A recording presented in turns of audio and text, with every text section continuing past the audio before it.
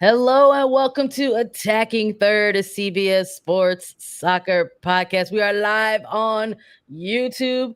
Thanks everyone for hanging out in the chat. We see you active there. We are ready to recap NWSL Week 10, five of the games, because we've got a sixth game happening tonight. So why don't you leave us some reactions in the chats to the games that have happened already, and maybe leave us your prediction for tonight's game between Angel City and Chicago Red Stars. You know, we want to hear from you, so let's go. Hey, everyone, and welcome into Attacking Third, a CBS Sports soccer podcast. I'm Sandra Herrera, lead NWSL writer for CBS Sports. Joined today by my special guest, Jordan Angeli, NWSL analyst. On today's show, we're chatting Week 10 action across NWSL. We're going to recap some matches. We're going to touch a little bit on the Women's Champions League final, because what a game. But we've got five games to recap. There's one more to go tonight. And I'm happy to have you on the show, Jordan, because you're going to play a big role in tonight's match. I will not be on the field, everybody, so don't get your hopes too high. I like that tee up, Sandra. I will be on the call, though, with Mike Watts. I'm really excited because I have been calling NWSL games since 2017. I have never called a game in a stadium, so I'm really excited to be able to be a part of this, because it's a big game, and both these teams need to win here tonight. I know we'll get to it a little bit maybe later on, but yeah, it's a little gloomy in LA, but it's gonna be sunny tonight because I am gonna be all smiles in the stadium. We were just chatting a little bit off mic, and I was like, "Oh my goodness, I love that for you so much." It's a difference. It makes a difference when you can take the game in, live and in action. So I'm excited to hear you on the call. I know that's how I'm going to close out my night tonight, but the way we're going to start our day to day is with recapping some matches that have already taken place. So once again, thanks everybody for joining us live on our YouTube. If you don't, make sure you subscribe so that you don't miss out whenever we go live. Okay. And if you only listen to us as a podcast, we appreciate that too. So make sure you follow and leave us a rating and review wherever you subscribe. Let's get to it. Let's recap some games. Jordan, I've got our picks in front of us. There's a couple that we missed out on, but you know what? The draw in this one, I gotta say, grateful that I went ahead and stated that. You had racing in this one, Jordan. I did. This one comes down to a 1-1 draw. I'm not gonna lie though, I thought Spirit were gonna run away with this one because they get on the board somewhat early in the game here, and I'm like, oh, they're in. They're gonna run away with this, because it just sort of felt like in that first half they had all of that momentum and all that energy. But Louisville, Katie Lind making some saves. Sometimes the goalkeeper can change and shift the momentum a little bit. What were some of your takes from this game? I know. I think everybody, when they saw Trinity Rodman running in space, they thought this is going to be a long night for Racing Louisville. She won that race, and I think it showed you just how good Trinity Rodman can be in those moments, because her poise to just shift a couple of times and get away from the defender and the goalkeeper and place the ball for that early lead for Washington was just so savvy and classy. Yeah. But I liked so many things about what actually Racing did with the ball and with their tweaks. I've really liked what Kim Bjorkegren has done for them over the last couple of years. And in this game specifically, they tweaked a couple of things. They played Ari Borges a little bit deeper. Yeah. And sometimes it would rotate Jalen Howell out wide so they could try to stretch out that diamond centrally for Washington. And I think it posed a lot of problems for Washington. They didn't know how to press with two deeper midfielders, because that's not typically how Louisville plays. And then when the midfielders stretched wide, it pushed their outside backs higher. And I thought that Racing did a really good job in some of those rotations. It looked really good. They created a lot of chances. So I was really impressed with the game plan from Bjorkegren, and it paid off as they got a really good finish. I did write down, I wanted to say 60th minute, watch Louisville build out of the pressure. If you want to go back and watch this game on Paramount Plus, go to the 60th minute, and they go from their goalkeeper at a goal kick, and they build through the high press of Washington and get a corner kick on the other end. It was like a thing of beauty, Sandra. Yeah. I loved it. Sometimes when that early goal happens, it's like it can amp you up, right? And maybe in a different direction where it's like you're in such you're in go mode that you ultimately start getting these looks or get into dangerous spaces, but it's not that final pass or that final touch isn't exactly working out. So you go into a halftime with such an early lead and you're like, okay, well, we have to keep working. Yeah. And you have your opposition who's on the road and the visiting side that wants to spoil that and obviously figure out a way to steal that from you. And I love that you brought that kind of hour mark, but even though that equalizer comes just before it comes on a dead ball situation, right? So Savannah DeMello, right? We talked a little bit about her in the preview about is this a player that the footage is out on? Is the breakup performance is something that's like sustainable? Apparently it is. It's when you've got, I think, that kind of caliber player at this moment, you kind of maybe you just continue to ride that hot streak, right? Yeah. What's interesting about that real quick, Sandra, is it comes from the right side. The build up to the PK comes from the right side, and it's Wang Shuang, who's been so good. And she's a part of those rotations that happens all the time. And this time it's Borges, Millet, and Wang Shuang who kind of all find this good rotation on the right side.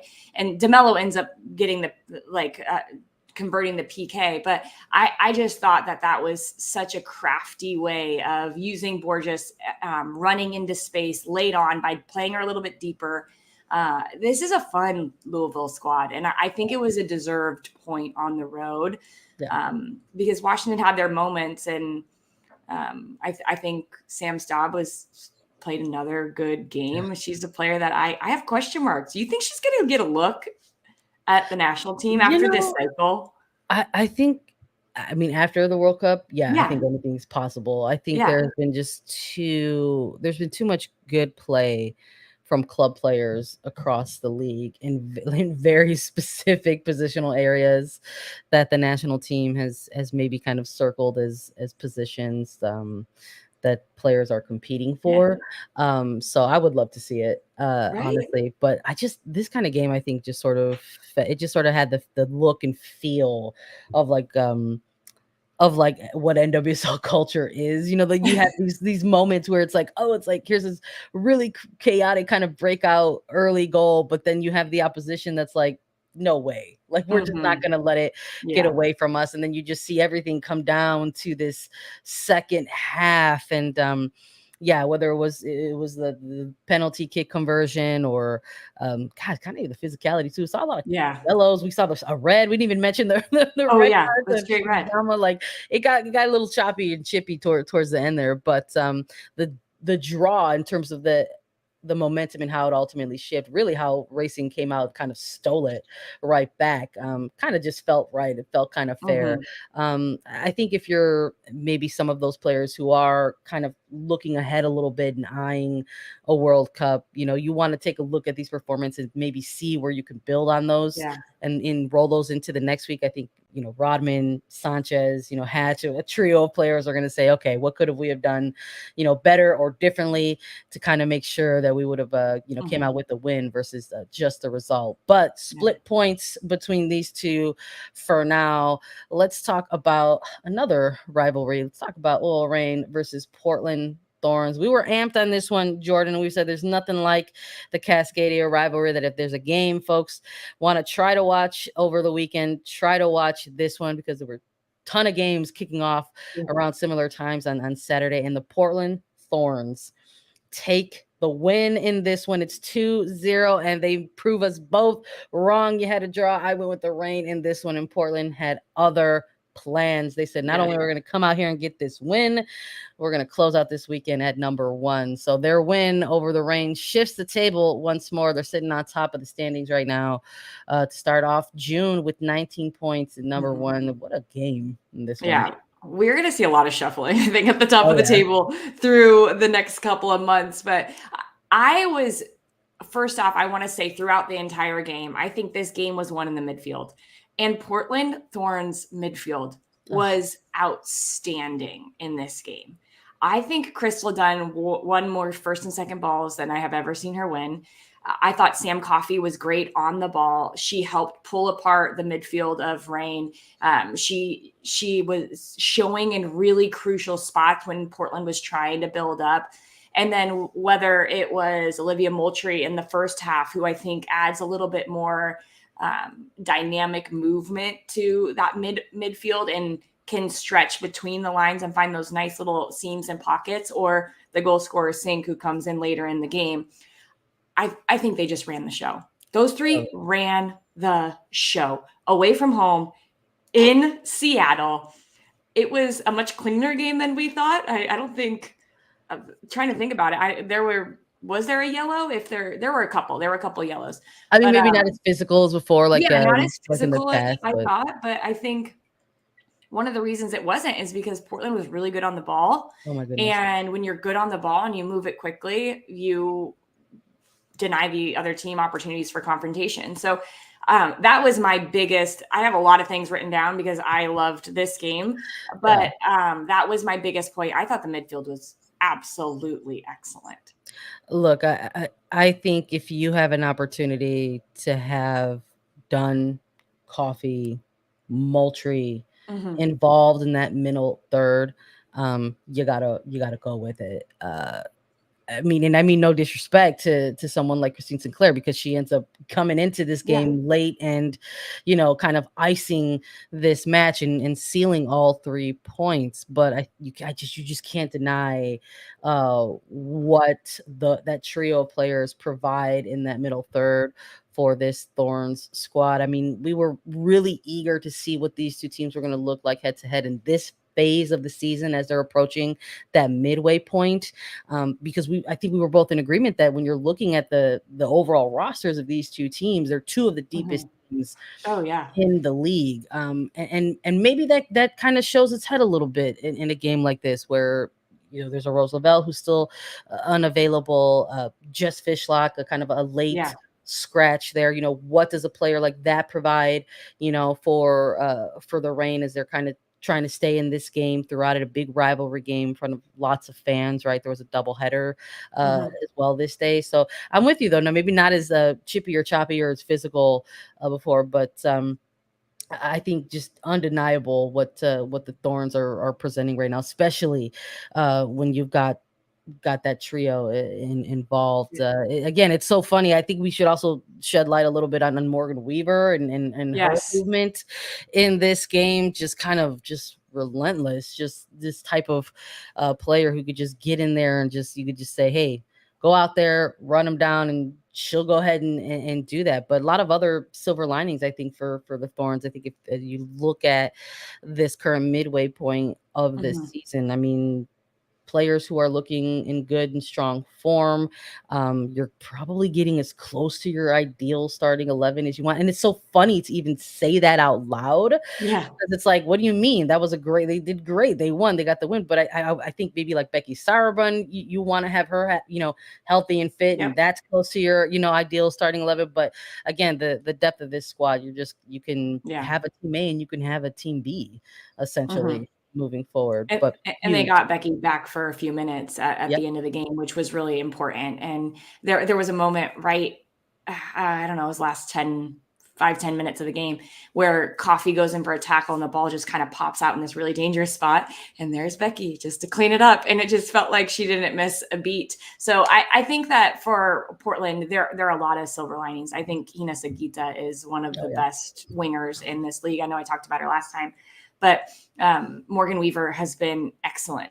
And the play that they end up scoring their second goal on Sink comes a lot from, it's about a 6-pass sequence. It's a second ball, one in the midfield by Crystal Dunn. Then it's good patience from the Thorns, because Seattle at that point, we're sitting in a pretty good block. So it's patience. But the run from Weaver comes from inside to out. And so it just picks apart this back line. She can use her speed to go beyond and stretch the back line. And then there's just tons of space at the top of the box for Christine Sinclair. So I think both of the goals were excellent. Good to get Sophia Smith back on the scoreboard. She said at halftime, I was trying not to overthink it, but when you're a forward and you're not scoring, it's really hard to try not to overthink it. But the way she accelerates and finds space and manipulates defenders, We are watching a player who I think is going to be one of the best forwards we ever see in women's soccer. Just the way Sophia Smith thinks the game. She wants to be a part of the buildup, but she can also finish. She can run in behind. She has all of the different tools to her in her toolbox. And I just love the way she plays. And she's hard not to talk a lot about, but it was a very convincing performance by the Thorns. Yeah, no, I mean, I don't think you're overreaching at all. I think you're hitting it right in the head when it comes to Smith. A performance like that, I think, just makes you even more excited about what's ahead for her, the team specifically, and obviously like what she can potentially produce in the World Cup for the national team at the international level.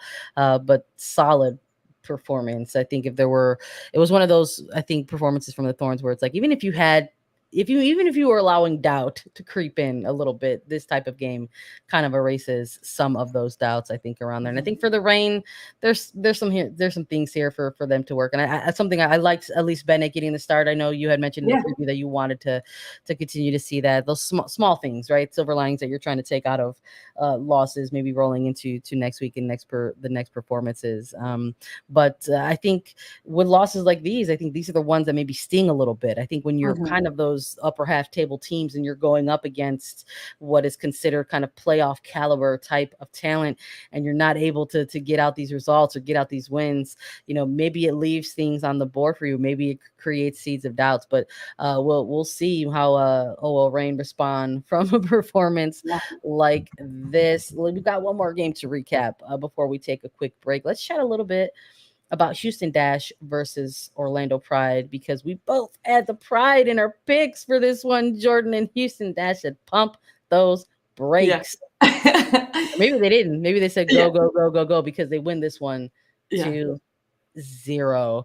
We got to talk about how this some of these goals came to life, though. Let's talk a little bit about Michelle Alozzi. I mean, maybe we were looking for some adjustments or some response in tactics and formation, I think, from Sam Lady and the coaching staff when it came to the attack and then that front line for this Houston Dash side. What's not working? What is working? How are we going to get it clicking together? Is it because of lingering knocks or injuries or rotation? But we're starting to maybe see some things figure themselves out with Sanchez and Alozzi kind of in these wide spaces here. Yeah, and it's interesting because we didn't think that. We thought that it was going to be the front three was going to be maybe one of the most difficult in NWSL with Salmon, Ordonez, and Sanchez. But now we're seeing Alozzi come in, and what she adds that's a little bit different than Ebony Salmon is she wants the ball at her feet and she wants to dribble at players. And Sanchez gives you that on the left side, but she's always looking for the cross, where Alozzi isn't. She's like, hey, I'm going to get after you. I'm going to go towards goal, and I'm going to make you feel uncomfortable as a defender. And in last week's game, when they played Kansas City, I was asking a lot in the commentary. I was saying, I think Alozzi needs to be a little bit more aggressive in her positioning. She needs to find the pocket and then drive at players. And I love that is exactly what we saw from this goal, that it is her in confidence, going 1v1 and finding a goal that way. This is a different look for Houston, but what Houston needs right now is some consistency, and they need goal scoring. And so they go with the same three that they did the last game, and it pays off up front with a goal from Alozzi this time. But I think the biggest thing, Sandra, is Houston hasn't been good at home, and they came out and they punched Orlando in the face and said, hey, we're going hard right from the start. We're not going to let this be slow at all. A little miscue off of the corner kick that leads to the first goal. But I like the intensity from Houston at home, because that should be the hardest place to play in NWSL, and they haven't made it that way. So that was one of the most impressive things for me of this performance from them. No, I'm with you 100%. That first goal, combination of Sophie Hurst, knowing her assignment, and combination of Morehouse with a bit of an oops. You make that kind of error, you're gonna pay for it. And Hurst is there to deliver the dagger in that opening goal.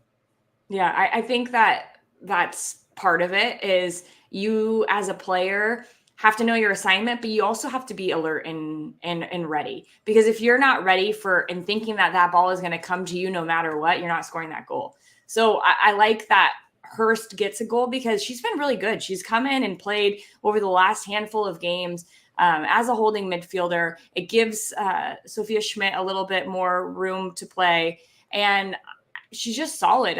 You don't notice her a lot, but those are sometimes the best sixes, is they just break down the play. They don't do a lot. They connect their passes and they get on with the game. And so I think it's kind of a nice little cherry on top of some good performances for her over the last few weeks, that she ends up getting what is the game-winning goal in this one in the first 5-6 minutes. Yeah. Again, another one of those games that just tell you, oh, that's what the NWSL is about. This is another one of those good examples in this game.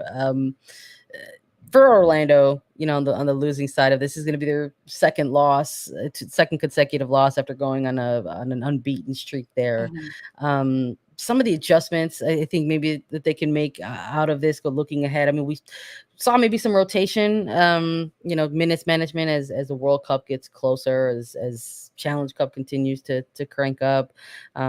Marta coming into this second half of the game, and you kind of see immediately the impact that she brings to a game. Doyle on for Bright, Watt on for Timrak. Maybe part of a game here where we're not quite at the halfway point. Is there something here from the coaching staff where they're saying, well, let's try to compete in this match, but still get some looks across the board of our roster here? Yeah, I think so. It's hard with the amount of games some of these teams have had in the month of May, with also some big tournaments and with all the injuries that have been happening around the world. Everybody wants to make it to July 20th feeling good and healthy, making sure they can make a roster. So I think for Orlando, it is a little bit about that. But one of the things I've really enjoyed about Seb Hines and getting to know him as a coach in this league is he has confidence in the way that the culture that they've built, the way that they want to play, and the best way, as he knows, to learn that is to get players in there and to give them opportunities. And it's a really young lineup. If you just look at the midfield here for Orlando, who started with Villacorta, Clough, and Abello, Abello Timrak playing in there as well, and Abello a part of the roster. I think Abello played centrally and Timrak was wide. So I think I had that right. The midfield is just pretty young. And I think when you start to take some of those players out of the lineup, who, like Marta, who maybe isn't the Marta of the past, but the experience that she has to control the pace of a game just through getting her the ball and saying, hey, can you slow this down a little bit? Yeah. Is something that I think is missed out in times, especially when you go down early in a game. So I credit Seb Hines for saying, all right, go get after this. And I think he has some really good players on his squad, but you're going to go through these kinds of ups and downs when you have a really young squad. But the strides that Orlando has made over the last month and a half, I think are really good. And they've progressed farther than I think a lot of people thought they would after the first few games of season. We're almost halfway through, and I think they're at a good spot. Tough coming off a couple of losses, but they really can perform well, and they know what's expected of them. And I think they're starting to perform that way week in and week out. Just a tough one away on the road. Yeah, for sure. No, I look, Houston, I think getting some points at a pretty crucial time. Jen Campbell with an outstanding performance, and just sort of thinking about her response in last week's results, saying that they don't want to peak at the wrong time. They feel like maybe they're putting the pieces together right when they need to be, because it's a long season. And so it wasn't too surprising to see her have such a really good game for the Houston Dash side, and big for them to get that win at home. Yeah. Like I said. And someone just said in the chat, 2 clean sheets in a row for Dash, which is huge massive for them. Yeah. Because if you're not, they weren't scoring goals, but they were, so things weren't clicking on the offensive side. But to also say now, okay, we've solidified it defensively, and we're finding some ways to get goals. Really big result for them on both sides of the ball. Absolutely. Puts them up in the number 6 spot. So they're sitting in that upper half of the table heading into the halfway point. So congrats to Houston on picking up all 3 points. We've got a couple more games to recap for you. So stick with us after a quick break.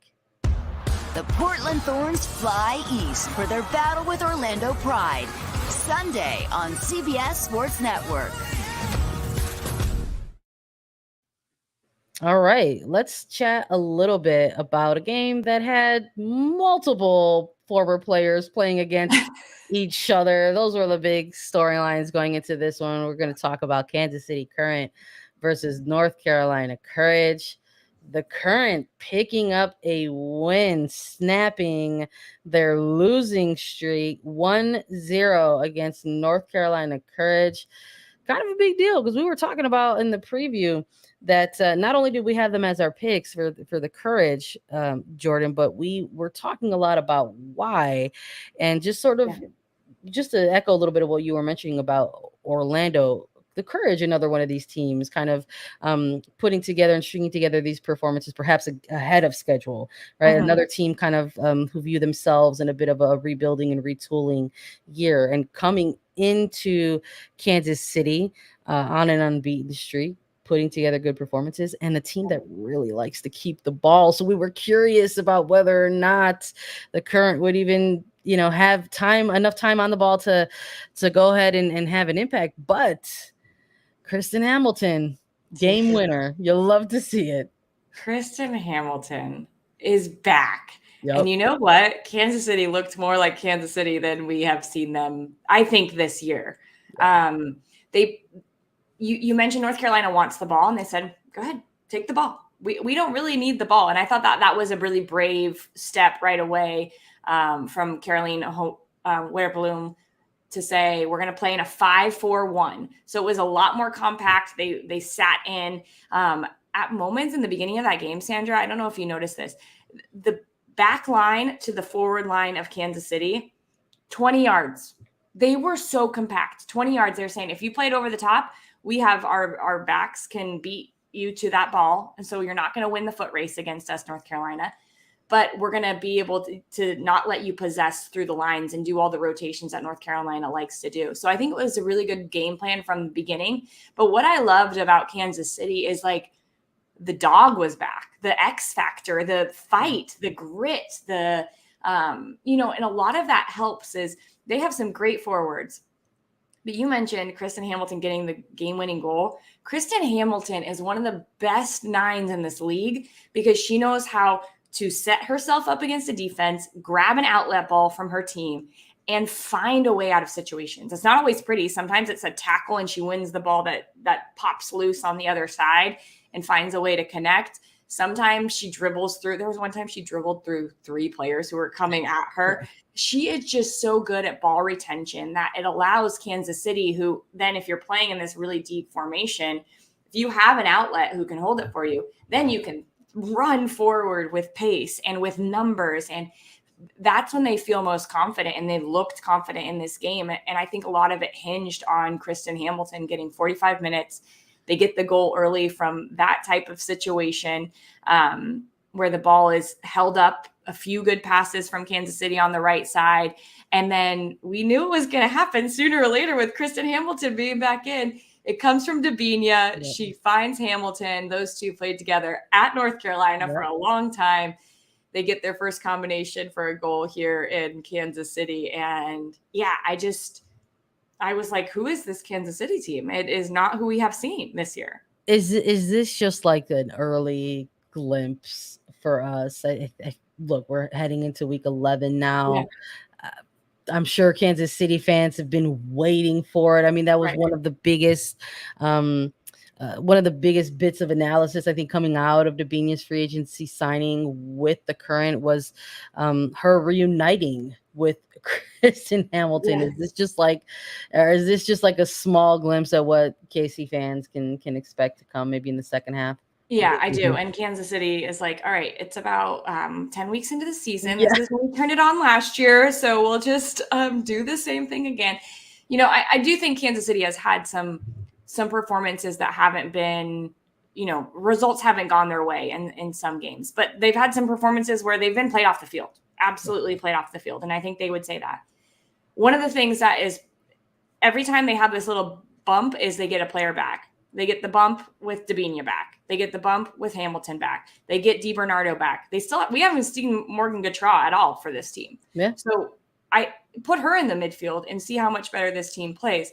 They had a lot of injury issues. So I think that has been a part of the slow start, but I really do think that they need to stick with this style of, stop switching formations. And I know where Bloom wants to play in a 4-3-3, but it didn't work out. And with the players that they have at center back positions, they're just too young to have that type of responsibility. I think it makes everybody else feel comfortable. Haley Mace looks comfortable. Del Fava had a much better performance. They just this might be the game where we look back and say, this is when Kansas City got their groove back.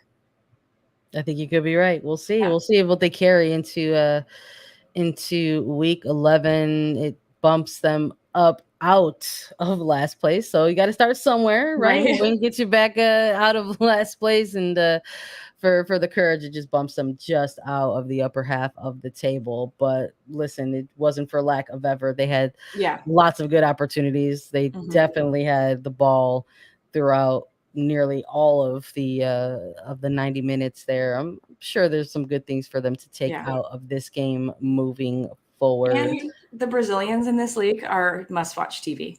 They have been so good. Caroline is so fun to watch. She goes on a one-man show there in the second half. I thought North Carolina was much better in the second half, but how much does that have to do with not having an outlet in Hamilton to really hold the ball up? So I think North Carolina solved pressure a little bit more. We're better at playing diagonal balls long instead of straight balls into the space and beyond that Kansas City was giving them, but couldn't find an answer to just a really deep block for Kansas City. So good for Kansas City and getting a win at home. They've had really good showings at Children's Mercy, and so that was just such a nice note to end their weekend on, to get a victory in front of their home fans.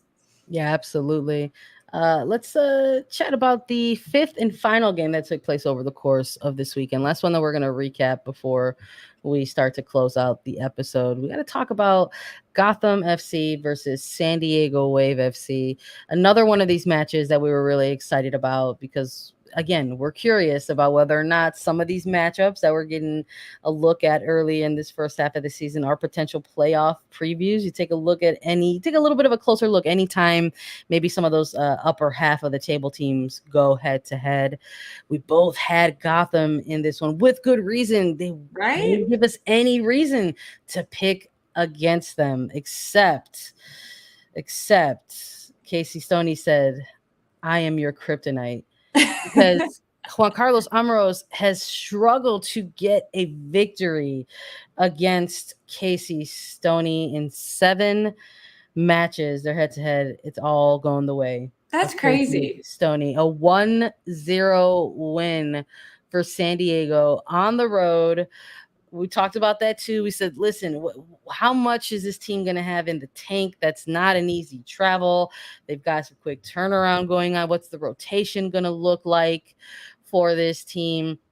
I think we maybe saw some of the effects of that a little bit. We saw Alex Morgan go down a few times. It looked like with some cramping. I know folks holding their breath a little bit anytime they see that. Jordan so close to a World Cup. But San Diego delivering when it counts, when it matters. Jaden Shaw, the phenom, we got to just highlight this because she delivers what's essentially the game-winning assist to Mackenzie Doniak. The adjustments, the coaching battle, that's where it was won. You love to see it. 1-0 San Diego Wave. It was a pretty stale first half when you talk about it, opportunities and, everything came. I was just looking at some of these stats for the first half. Gotham had 4 shots. San Diego had 1, 0 shots on target for either team. And then in the second half, 11 shots for Gotham, 8 for San Diego, and then 3 shots on target and 4 respectively for both of those teams. It really opened up in the second half. And you have to think, well, maybe it opened up because of some of these changes that were made and the adjustments that were tweaked at halftime. But when you bring in a player like Jaden Shaw coming into the game there, I thought that her and Doniak's been so good for this Wave squad. I think she really understands what Casey Stoney is asking of her. And she has thrived. I know she's been in the league for a long time, but I feel like she's found a spot where she can really flourish with her skill set, where she's good on the dribble, but she's also really good at timing her runs in certain situations. And right off the halftime, you make a couple of subs, few seconds later, you're seeing the ball go in the back of the net. But yeah, I'm going to toot the horn of Jaden Shaw all day long, because I am probably mildly obsessed with this player and what she can do. What did I put her as a bubble player for my? I really wanted to put her on my World Cup team. I just think she does things like this where everybody's like, "Whoa, she's 18. Yep. She's just starting as a professional, but she understands the game at a very high level and knows the right play at the right time." And here, this pass was just a thing of beauty. So yeah, huge result. And Juan Carlos Amros, I know it was just his birthday the other day, but that's not a good birthday present. A loss at home in front of 14,000 people, which might have been a little bit of, it's a great atmosphere. And it's something that San Diego is very, very used to at home. And I would say for Gotham, this is something they want to be used to, is having 14,000 people at the game all the time. So maybe that puts it into play a little bit, but regardless, I love that San Diego goes in there and figures out a way to get a win against, I think the best team in NWSL right now. Yeah, because I mean, look, it wasn't for lack of effort, right? I mean, I thought Lynn Williams seemed to, cover a lot of ground, like she has been for this first half of the season. 3 shots, for the team. Yasmin Bryant as well on the opposite side, equally, covering a ton of ground, getting 3 shots off on her own. Christy Mewis with another good game. It's you look at multiple individual performers on Gotham, you could say, hey, solid game. The goal just never came for them, and sometimes it breaks down. It does sort of shake out that way, and I think it's a totally fair point to bring up the environment and the atmosphere. It was awesome to see and hear on the stream the sights and the sounds of the crowd for Gotham at Red Bull Arena. But it's not something that happens on a week to week basis, and maybe that can kind of really amp you up, in the opposite side of things, and where you're too cranked up in front of your home side to go, that things aren't connecting in the ways that you want them to connect. And the point that you made about San Diego, where they're like, this doesn't actually really face us. Yeah, exactly. And I would just say that second half is going to bring people back wanting more, because it was, I know Gotham doesn't win, but I think you go to that game and you're like, I want to be a part of this. And that's exactly what's happened time and time again in NWSL across different clubs. So I think that Gotham, I know Yael Averbuch-West, the GM there, tweeted it, just, not the result we wanted, but the performance and what we're building in this club is something to be really proud of. And I would agree. It's been really impressive to see what Gotham has done. I will just say too, Jenna Neiswanger has been amazing for Gotham, really good. Yes. And this was a really challenging situation to put her in as a young outside back, never played that position before. This is tracking a run across the whole back line. She's put in a difficult spot. And I would say that is a moment where I think we're going to see her learn how to deal with that a little bit better in the next situation. And unfortunately, that's just kind of how it goes. You have to learn those lessons in certain ways. And I just would say it was a tough way to give up a goal, but I think that she's done really good playing outside back, and it fits a lot of her skill sets. So I think this is going to be a point for Gotham where they're not going to like losing at home, and I'm not going to be the next team that plays them. Yeah, absolutely. No, I'm with you 100%. Look, the rookies are having, we're witnessing another really good rookie class in 2023. Really good. I love that you mentioned Neiswanger. I would even argue to say that, Sierra Enge for the Wave on the other side of that, good in the midfield, in that middle third with the Wave, and maybe the early beginnings of something for the Wave with, kind of dual defensive mids there with Colaprico and Enge. We'll see what comes out of that in the second half of the season. But the result, of course, shifts the table. That upper half is so narrow. It drops Gotham to number 4 after holding first place for 2 weeks. And jumps up the Wave to number 2 with 19 points. So you've got Thorns and Wave level with 19 points, but the tiebreakers going by way of the Thorns. So it's narrow as ever. That's all 5 games that have taken place so far over the course of the weekend for Week 10 action. There's one more game that's taking place tonight between Angel City and Chicago Red Stars. We're going to chat a little teeny tiny bit about it. We'll just revisit our picks. So stay with us after a quick break. Said I'm fired up. I'm sorry your time's up. After the time up. Came from the ashes, I rise up.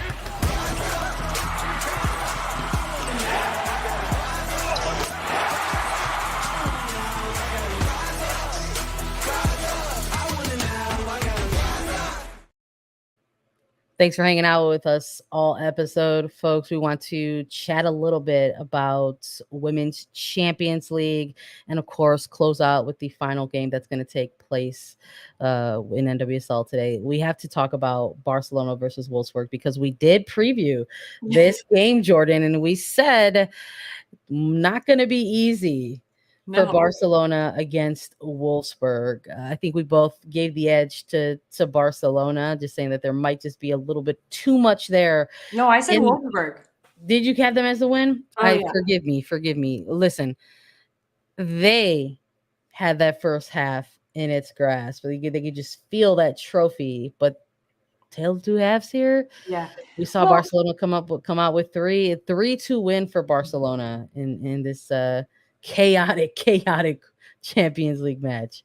Exactly what the people watching wanted, right? I think it was when you talk about the scoreline a tale of two halves, but when you talk about the play on the field, I mean, Barcelona was knocking hard on the door to get a goal in the first half. So I wouldn't have been surprised if it was 2-1 at halftime, if it was even 2-2 at halftime, because I think Barcelona had created enough chances to be able to say that they were in this game. And they were in it, clearly. I think the biggest thing for me, Sandra, when we were talking over on Friday about this game is I said, Wolfsburg has just tactically, they have been through some things. They've known how to switch, press a game late if they need that goal. They have the ability to come back. I just felt like they had a little bit more depth to what they had learned in the Champions League and the competition that they face every week in the Bundesliga. So I went for them because of that. But then Barcelona says, okay, Jordan, we see that. We're going to show you we have some grit and some ability to come back. 3 goals in the second half. Get out. Yeah. Crazy performance by them. I think it would have been a blast to be there in Eindhoven because it looked like a great crowd, a beautiful day, and just a wild game with some really good goals. Not surprised Pop got on the scoreboard as well for Wolfsburg. In Barcelona just showed that they can score anytime, anywhere, no matter what. Yeah, Barcelona. They finally get that second title. They're 4 appearances already in a Champions League final. Now finally get to claim a second title. Look, Wolfsburg still on the hunt for that elusive third. They're trying to get their first since 2014, and it almost sort of looked like fatigue kind of set in a little bit for me as well. Kind of when you're looking at that second half and kind of how it kind of rolls out towards the end there. You come out, maybe it's a part of the tactics, right? You come out that aggressive, you spend and expel so much of that energy in that press that maybe you kind of leave a little bit empty towards the latter stage of a game. And then for Barcelona to kind of come out in the second half, but to get back in this game so quickly, you have not just one, but a double from Guijarro to sort of get that equalizer. And it's just like, it just hits the reset button automatically. And it's like, game on, here we go. But gosh, former Wolfsburg players haunting their former team, Graham Hansen delivering the assists, Rolfo getting the game winner. It was very cool to sort of hear from the both of them in post-game comments as well. They kind of touched on that. They're just like, it's very, very tough. Caroline Graham Hansen, killer. She is. Absolute She's a killer. She got asked about, halftime adjustments, and she was like, we always kind of believed in it. It wasn't some like crazy rah-rah speech that took place. It's like we knew we had to get in it. And she was like, for me, I just thought back to that previous Champions League final, and I said, not happening again. And I was like, you are a killer, dude. I love it. Jeez, they absolutely brought it in the second half, just looking like that kind of machine, right? That we've kind of known them to witness them to be so far. I know there was, you look for the angles and the storylines and narratives going into such a big game like this, and I think folks, it's like they had their winning streak snapped. They dropped the final game of the league, even though they end up winning Liga F, and it's just like all those little things where it's like, are they tired or are they burnt out? And then they just kind of snapped us all back into reality with that 3-goal half. So congratulations to Barcelona. That's going to be it for Attacking Third, but I do want to revisit our picks just in case folks forgot. Jordan, you and I both going for Angel City in this final week 10 match between Los Angeles and Chicago here. Now that availability reports have dropped, now that you've done all of your extensive research for the call on the game, are you changing your pick? Does something like seeing those availability reports sway you one way or the other, or are you doubling down on Angel City? I'm going to double down, Sandra. I'm just going to go with it. Ertz and LaRue are not on the injury report, so they are available tonight. I still think we're going to see Sydney LaRue come back here at home, get some minutes, which I think just the morale boost of this Angel City team who's had some really difficult injuries that they've overcome and are overcoming, that's going to give them an extra little boost. And it might not be Sydney LaRue with the goal, but I think her presence within the group and Julie Ertz's presence within the group is always a positive. So I'm sticking with it. They need a win at home terribly. They only have one win this season at home. So we'll see who shows up at BMO Field tonight, and hopefully it's rocking. I'm with you. I'm sticking with my pick. I'm keeping it with Angel City. I think they're going to get out there and get the result. Excited to hear you on the call, buddy. And thank you for joining me again on A3 to recap everything. Thanks everyone for joining us on Attacking Third. Download, follow, listen to us anywhere you get your podcasts. You can watch us too. So subscribe at youtube.com/Attacking Third. And we'll be back with more content this week. So stay tuned. For me, Sandra Herrera and Jordan Angeli, this was Attacking Third.